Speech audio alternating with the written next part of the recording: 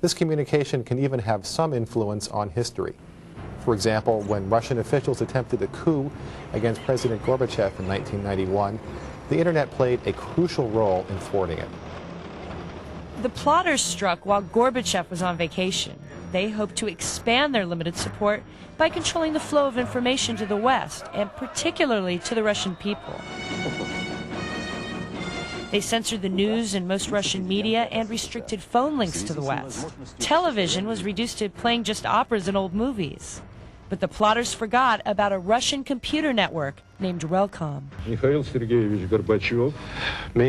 Gorbachev is now on vacation. He's undergoing treatment. It was kind of, you know, when you see TV going up with all those faces reminding Stalinist ministers, it was kind of a chilly feeling, like a flashback to the past.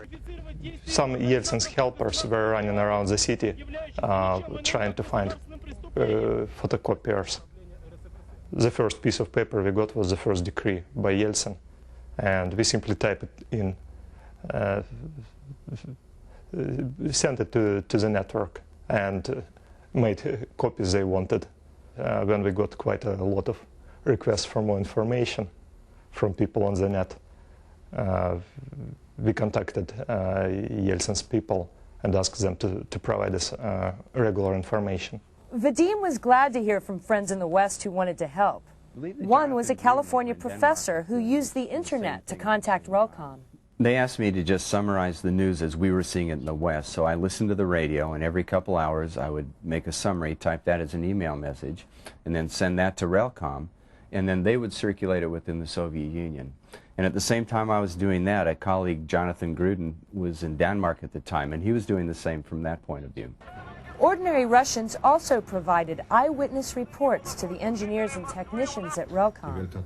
These stories, along with the Western media reports, began to provide a steady stream of information to people across the Soviet Union. Relcom workers also posted the decrees of Boris Yeltsin, even though Russian media was mostly silent about Yeltsin's defiance.